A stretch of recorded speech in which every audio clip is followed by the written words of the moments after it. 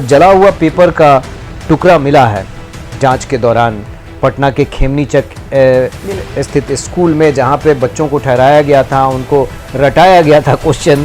तो ये सारी चीज़ें सामने आ रही हैं। कहीं ना कहीं ये तो पूरी तरह से इशारा है कि भाई ये ऑर्गेनाइज क्राइम है, ये सिर्फ सीमित नहीं है। एक ही दिन पोर्टल का खुलना, उसमें जितने लोग भरे उन सभी का आ जाना। हरियाणा के एक कॉलेज के एक सेंटर से एक सीरियल नंबर, रोल नंबर से 8 टॉपर्स का निकलना। बड़े रसूख वाले लोग इसमें शामिल हैं। उनके बच्चों को जो है इसमें सेटिंग करके पास कराने की कोशिश है। वो खुद भी मान रहे हैं कि गलतियां तो हुई हैं। आपने एनटीए के निदेशक को हटा दिया, लेकिन चेयरमैन को आपने क्यों नहीं हटाया?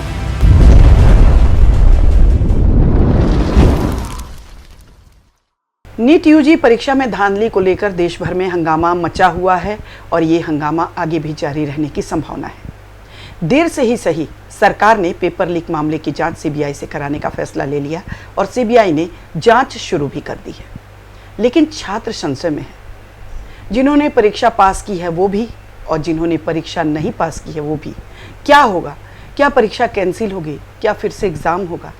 क्या करना है? सभी द्वंद्व में जी रहे हैं। ऐसे में क्या होगा? कैसे इन छात्रों की समस्याओं का समाधान होगा? सीबीआई जांच कब तक करेगी? कोर्ट का फैसला कब तक आता है? तब तक तो छात्र द्वंद्व में पड़े रहेंगे। इसी पर चर्चा के लिए आज हम एकत्रित हुए हैं। हमारे साथ है खालिद रशीद जी, वरिष्ठ पत्रकार हैं, और हम लोग इसी बात पर चर्चा करेंगे कि इन छात्रों का जो भविष्य अधर में लटका है वो कब तक लटका रहेगा, क्या संभावना है? देखिए, आपने जो कहा द्वंद्व की स्थिति, तो द्वंद्व तो वाकई है। नीट परीक्षा में जो से जुड़े हुए जो छात्र हैं, जिन्होंने नीट क्लियर किया है या जिनका नीट क्लियर नहीं हो सका है, वो सभी इस वक्त द्वंद्व में हैं। जो सफल छात्र हैं वो इस द्वंद्व में है कि अगर परीक्षा रद्द कर दी जाती है तो फिर से उनको तैयारी करनी पड़ेगी और फिर से इसमें शामिल होना पड़ेगा। जो क्लियर नहीं कर सके हैं, अब तक आश्वस्त हो गए थे, अगला अटेम्प्ट लेने के बारे में सोच रहे थे, या उनमें से कई ऐसे थे जो अपना लाइन चेंज करना चाह रहे थे, कई अटेम्प्ट पहले ले चुके थे, तो वो जो है इस वक्त द्वंद्व में है, कुछ और कर नहीं पा रहे हैं। समझ में? तो ये द्वंद्व की स्थिति सिर्फ उनकी नहीं है, हम लोगों की भी है। हम जैसे लोग जो हैं, जो सामाजिक सरोकार रखते हैं, वो गार्जियंस, अभिभावक और हजारों परिवार, एक बच्चे से सिर्फ उनके माँ बाप नहीं जुड़ते हैं, सारे लोग जुड़ जाते हैं। तो वो सब द्वंद्व में इस वक्त हैं कि आखिर क्या होगा। ये द्वंद्व की स्थिति हटनी चाहिए।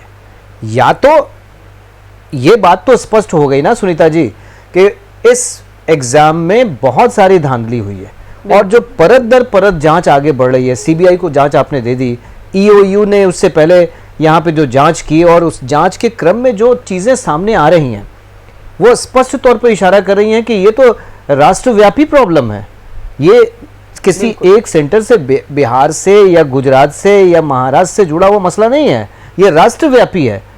और ये धांधली जो है वो पूरी तरह से, इसका विस्तार पूरे देश में है। तो इतने सारे छात्र, इतने सारे परिवार, इतने सारे लोग इससे जुड़े हुए हैं। ये इस द्वंद्व की स्थिति को समाप्त होना ही चाहिए, मुझे ये लगता है। और मुझे ये लगता है कि अब स्पष्ट हो गया है, कम से कम जो प्रारंभिक जांच हुई है उसमें जो तथ्य सामने आ रहे हैं कि जो जला हुआ पेपर का टुकड़ा मिला है जांच के दौरान पटना के खेमनीचक स्थित स्कूल में, जहां पे बच्चों को ठहराया गया था, उनको रटाया गया था क्वेश्चन, तो वहां जो जले हुए पेपर के जो अंश मिले हैं उससे जो रियल मूल प्रश्न पत्र हैं उसके कई सवाल टैली करते हैं, हूबहू हैं। इसके अलावा जो हजारीबाग में जो ट्रांसपोर्टेशन हुआ है क्वेश्चन पेपर का, किस तरह से हाईवा से जो है उसे बैंक तक, माफ कीजिएगा, ई रिक्शा, टोटो जिसे कहते हैं, ई रिक्शा से कैसे जो है वो बैंक तक पहुंचाया गया है, और कुरियर कंपनी ने किस तरह से क्वेश्चन पेपर्स, जो इतने इंपॉर्टेंट क्वेश्चन पेपर हैं, उनको कैसे हैंडल किया है। तो ये सारी चीज़ें सामने आ रही हैं। कहीं ना कहीं ये तो पूरी तरह से इशारा है कि भाई ये ऑर्गेनाइज क्राइम है, ये सिर्फ सीमित नहीं है। अभी आप देखें कि गिरफ्तारियां लगातार हो रही हैं, लगातार मसले जो है सामने आ रहे हैं कि क्या क्या हुआ है यहाँ पे। तो मुझे जो लगता है, मैं थोड़ी सी जल्दबाजी कर रहा हूं अगर ये कहने में कि ये संशय की स्थिति समाप्त होनी चाहिए और सीधे सीधे ये परीक्षा रद्द होनी चाहिए, री एग्जाम होना चाहिए। इसमें कई सारे सवाल उठेंगे। परीक्षा जो है रद्द होनी चाहिए, आपकी बात से पूरी तरह हम एग्री नहीं कर रहे हैं, इसलिए कि जांच का भी पूरी तरह कई बिंदुओं पर जांच करना बाकी है। लेकिन धांधली हुई है और गड़बड़ियां हुई हैं, इससे इनकार नहीं किया जा सकता है। जो भी कदम उठाए गए हैं वो संदेह से परे नहीं हैं। जैसे एक ही दिन पोर्टल का खुलना, उसमें जितने लोग भरे उन सभी का आ जाना, हरियाणा के एक कॉलेज के एक सेंटर से एक सीरियल नंबर रोल नंबर से 8 टॉपर्स का निकलना, रांची में ये होना, गुजरात में कड़ियां जुड़ रही हैं और नो डाउट की पूरी संभावना है कि नीट का पर्चा बिल्कुल अच्छी तरह से लीक हुआ है। और इसके अलावा भी गड़बड़ियां हैं, कहीं ना कहीं एक संदेह है कि एनटीए के अधिकारी भी बड़े लेवल पर मिले हुए हैं, बड़े लेवल पर ये सब हुआ है घटनाक्रम। मेरा संशय दूसरा है, मेरा संशय ये है, और ये बातें और लोगों से बातचीत के जरिए जो निकल के सामने आई, कि जो नीट पेपर लीक के घोटालेबाज हैं, घोटाला नहीं हुआ ऐसा नहीं कह रहे हैं, हम ये कह रहे हैं कि जो घोटालेबाज हैं उनका रेट इतना हाई था कि उसमें बहुत बड़े पैमाने पर लोग, बहुत टॉप लेवल के लोग जुड़े हैं। लेकिन जो आम जनता है, आम बच्चे हैं, वो कोई 50 लाख की रिश्वत देने की स्थिति में जो नहीं है। वो बच्चे जो क्वालिफाई किए हैं नीट, वो अपनी मेहनत से क्वालिफाई किए। मैं यहाँ पे एक चीज जोड़ना चाह रहा हूँ सुनीता जी, आपने जो इसकी बात की है, आर्थिक स्थिति की बात की है, तो ये कौन लोग हैं? ये बड़े लोग हैं, संपन्न लोग हैं जो इसमें शामिल हैं, और शायद इसी वजह से ये आनाकानी हो रही है। इतना जो आगे पीछे का जो खेल चल रहा है, ये बड़े रसूख वाले लोग इसमें शामिल हैं। उनके बच्चों को जो है इसमें सेटिंग करके पास कराने की कोशिश है सीधे तौर पे। तो कहीं ना कहीं उन्हें सेफ गार्ड करने के लिए ये सारे जो हैं मामले इस तरह से विस्तार किए जा रहे हैं। अगर बच्चों ने हंगामा नहीं किया होता, अगर गार्जियंस ने हंगामा नहीं किया होता, अगर जो संगठन हैं, विद्यार्थी संगठन हैं, उन्होंने इस इशू को बड़े पैमाने पर नहीं उठाया, और अगर इसका दूसरा पहलू आप देखें कि इसमें बहुत सीमित संख्या में बच्चे होते, तो शायद ये इस तरह से ये गतिविधियां नहीं होती। चूंकि बहुत बड़ी संख्या में बच्चे इसमें शामिल होते हैं नीट एग्जाम में, और बहुत बड़ी तादाद में जो है पूरी आबादी जो है वो इससे जुड़ जाती है, इसलिए ये मसला जो है अभी थोड़ा हैंडल भी किया जा रहा है, वरना इसकी किसी को हवा भी नहीं लगती। नहीं, 2017 में भी ये मामला हुआ था। नहीं, आपकी बात इसमें कहीं से भी गलत बात नहीं है, सारी बातों से मैं सहमत होते हुए मैं सिर्फ ये कह रही हूँ कि 2 पॉइंट हो सकते हैं। या तो जांच करके उन खास लोगों को पकड़ा जाए जिन्होंने धांधली में माने शामिल होकर अपने बच्चे को पास कराने की कोशिश की है या पेपर खरीदे हैं, या तो उन लोगों की परीक्षा कैंसिल की जाए या पूरी की कैंसिल की जाए। अब एक उदाहरण बता रहे हैं कि अभी हम गए थे और मेरे भाई की बेटी की सहेली थी, और वो जो है आई थी मिलने के लिए, और वो रो पड़ी क्योंकि उसका नीट में काफ़ी अच्छा रैंक है, बहुत साधारण फैमिली से आती है जी, और 650 के आसपास उसका रैंक है। तो वो इसलिए रो रही है कि यदि कैंसिल हो गया तो मेरा क्या होगा, कितनी मुश्किल, क्योंकि बच्चे ये जानते हैं कि अगली बार, ये तो देखिए सभी बच्चे अच्छे होते हैं, लेकिन एक खास दिन होता है, कभी कभी दोबारा रिपीट करने पर वो खास दिन शायद आए कि ना आए। तो ये जान लीजिए कि बहुत बड़ी संख्या में ऐसे भी बच्चे हैं जिन्होंने अपनी मेहनत से नेट निकाला है, और वो ये डर रहे हैं कि मतलब दोबारा हम देंगे, इतने दिन का गैप हो गया, पढ़ाई भी गैप हो गई ना, जैसे एग्जाम देने के बाद बच्चे निश्चिंत हो गए, पढ़े लिखे, रिलैक्स हो जाते हैं, आप रिलैक्स हो चुके हैं। तो आपकी बात से हम बिल्कुल सहमत है कि परीक्षा कैंसिल होनी चाहिए, लेकिन क्या सबकी कैंसिल होनी चाहिए, या कुछ खास जो बच्चे हैं उनको चिन्हित किया जाना चाहिए, ऐसे नेटवर्क को चिन्हित किया जाना चाहिए, उन नेटवर्क के थ्रू जिन लोगों के नाम है उनको चिन्हित करके उन लोगों को कैंसिल किया, उनको डिबार करना चाहिए, जेल में डालना चाहिए। नहीं, वेरी हम्बली मैं इस पॉइंट पे आपसे डिसएग्री इसलिए करता हूं क्योंकि यही तो हो रहा है। 1563 बच्चों का री एग्जाम, क्या कहा एनटीए ने कि इन्हें जो डिले हुआ क्वेश्चन, इनके सेंटर्स पे जो डिले हुआ उसकी वजह से इनको ग्रेस मार्क्स दिया गया, और जब इस पे सवाल खड़े किए गए तो एनटीए ने माना कि हाँ हमने गलती की है, इसलिए इनका री एग्जाम हुआ, इनका री एग्जाम लिया गया। अब उसमें सारे के सारे बच्चे 1563 बच्चे शामिल हुए या नहीं, ये डाटा सामने अभी तक नहीं है, लेकिन ये एग्जाम हुआ देश भर के कम से कम 7 सेंटर्स पे ये एग्जाम हुआ और वो बच्चे शामिल हुए जिन्हें ग्रेस मार्क्स, अब वो पास करते हैं या नहीं करते हैं वो तो अलग बात है, हम तो वहां उस प्रक्रिया तक जाने की बात भी नहीं करते हैं। और जिस आपने जो उदाहरण दिया बिल्कुल बहुत सही बात है, हम उनके साथ खड़े हुए हैं, उनके साथ सिंपैथी रखते हैं, लेकिन हम व्यापक सुधार की बात कर रहे हैं। अगर ये बच्चे प्रभावित हो रहे हैं, जो जेन्युइन बच्चे प्रभावित हो रहे हैं, निश्चित रूप से गेहूं के साथ घुन पिसने वाली जो कहावत है वो तो पुरानी कहावत है और यहां पे भी चरितार्थ हो रही है, लेकिन आप एक बड़े समूह को आप वंचित नहीं कर सकते हैं इस कारण से, जबकि उनकी गलतियां नहीं है, उनकी गलती नहीं है, गलती बड़े पैमाने पर हुई है, एनटीए की गलती है। और आप खुद भी मान रहे हैं, जो व्यवस्था के जो प्रमुख हैं वो खुद भी मान रहे हैं कि गलतियां तो हुई हैं। आपने एनटीए के निदेशक को हटा दिया, लेकिन चेयरमैन को आपने क्यों नहीं हटाया?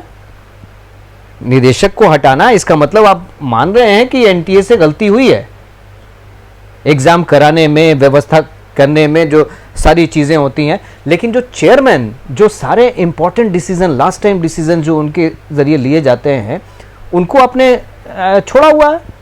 ये क्या कह रहा है खालिद जी? उसमें जो आप बात कह रहे हैं उसमें सरकार की एक दुविधा और है जिस पर हम ध्यान आकृष्ट कराना चाहेंगे, और शायद इसीलिए नीट को कैंसिल करके री एग्जाम लेने में थोड़ा वो हिचकिचा रही होगी।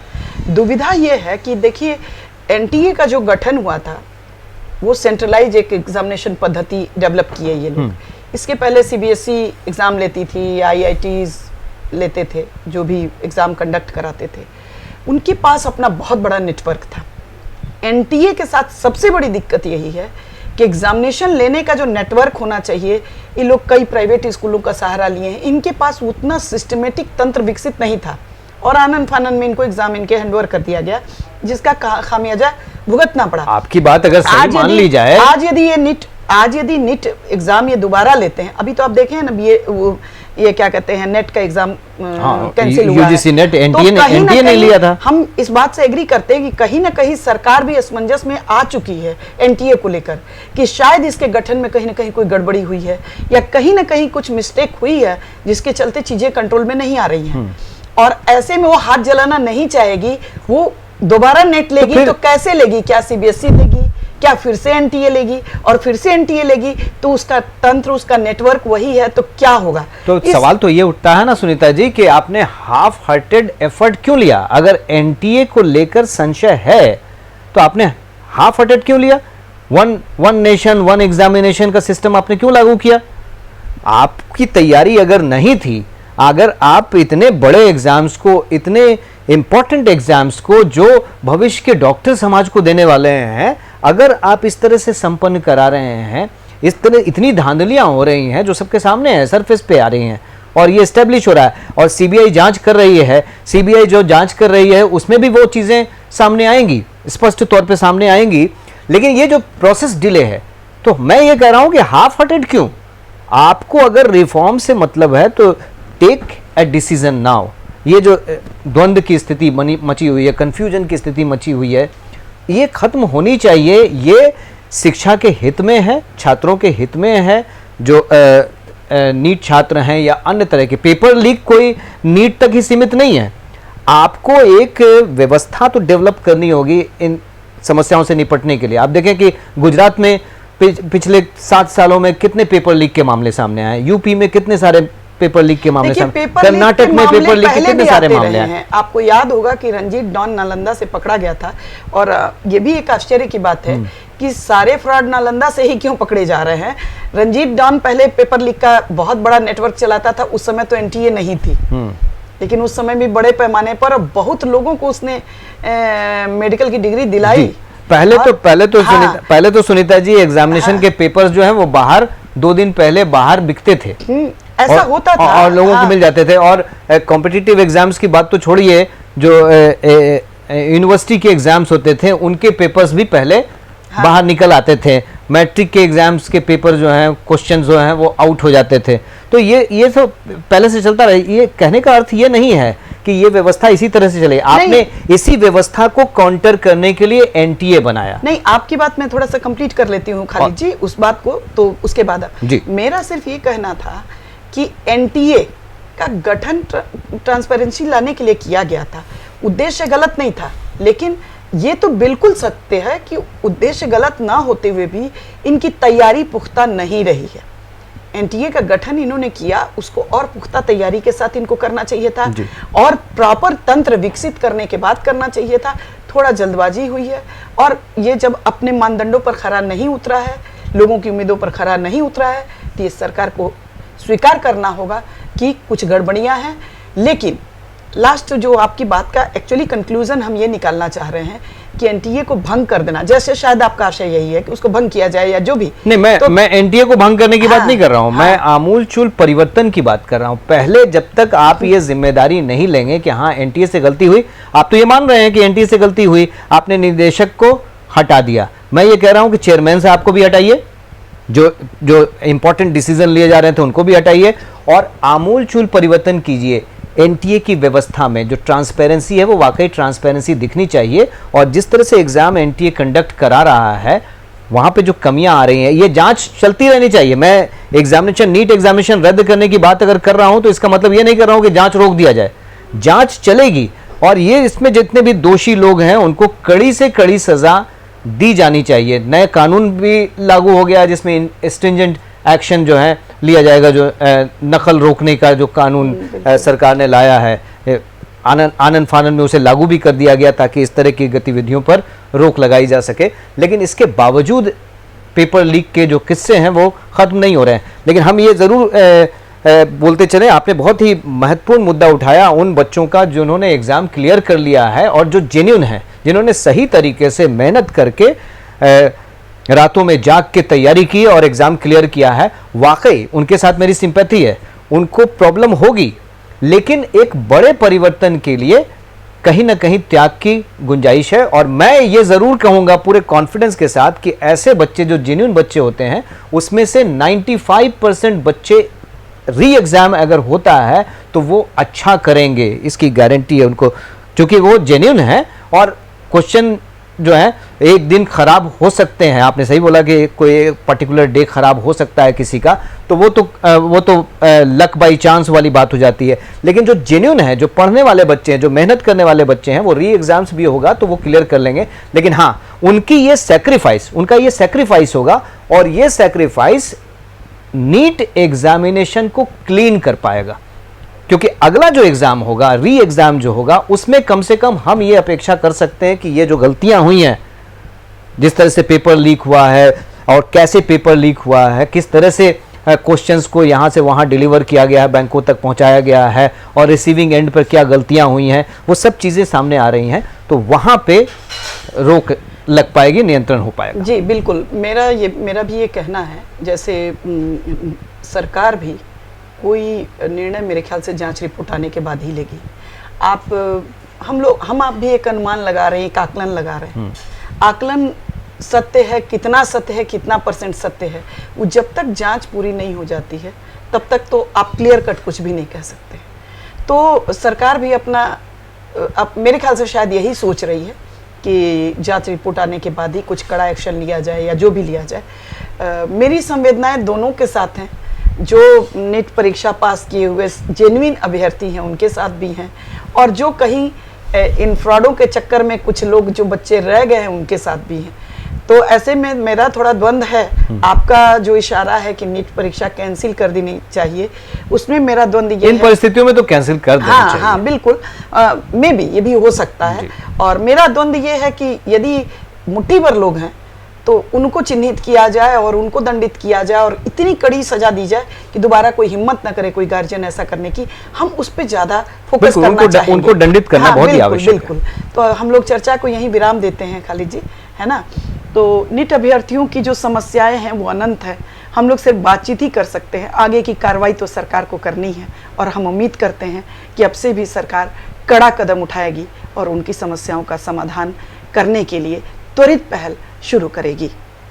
दर्शकों, हमारी ये चर्चा यदि आपको पसंद आई हो तो हमारे चैनल को लाइक करें, सब्सक्राइब करें और अपनी प्रतिक्रिया से अवगत कराते रहें। नमस्कार।